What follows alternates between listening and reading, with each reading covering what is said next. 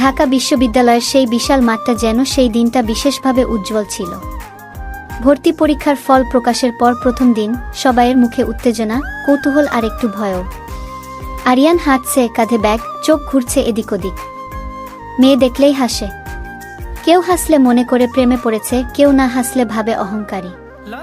আজও সে বলল, বাহ, মেয়েগুলা দেখি সবাই সিনেমার নায়িকা।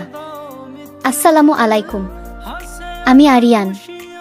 তানভীর, মুখে ঠান্ডা ভাব, ধীর স্বরে বলে, ক্যাম্পাসে ভর্তি হতে এসেছি, প্রেম করতে না। আরিয়ান আরিয়ান হেসে বলে, ভাই, জীবন ছোট, ক্লাসের বই পড়ে কে বাঁচে। ওদের কথোপকথনের মাঝেই পাশ দিয়ে হেঁটে যায় মাহি। এক হাতে ফাইল, অন্য হাতে আইডি কার্ড। চশমার ফাঁক দিয়ে একবার তাকায়, হালকা হাসি দেয়। আরিয়ান ফিসফিস করে, এই দেখ, ভাগ্য জেগে গেল, আমি প্রেমে পড়েছি গু।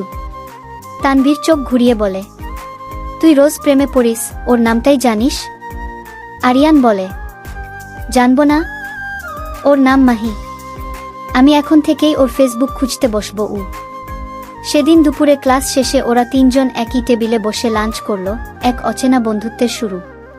কেউ জানতো না এই তিনজনের জীবন একদিন এমনভাবে জড়িয়ে যাবে যে একে ছাড়া অন্য দুজন অসম্পূর্ণ হয়ে পড়বে। শেষে মাহি হেসে বলেছিল, তোমরা দুইজন দুই মেরু, কিন্তু আমি মাঝখানের তারটা। এই বন্ধুত্ব যদি ভাঙে, আকাশও কান্না করবে গি। আরিয়ান হেসে বলে, তাহলে আমরা তিনজনই আকাশ হয়ে যাই, কারণ আমরা তিন রাস্তার মোড়ে দেখা হয়েছে।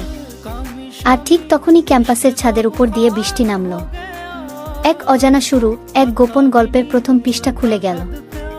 আসসালামু আলাইকুম, কেমন আছেন বন্ধুরা? আশা করি আমার এই ক্যাম্পাস ক্রনিকলস গল্পটি আপনাদের ভালো লাগবে। এই রকম গল্প শুনতে হলে আমাদের চ্যানেলটি সাবস্ক্রাইব করে রাখতে পারেন। আল্লাহ হাফিজ, ভালো থাকবেন।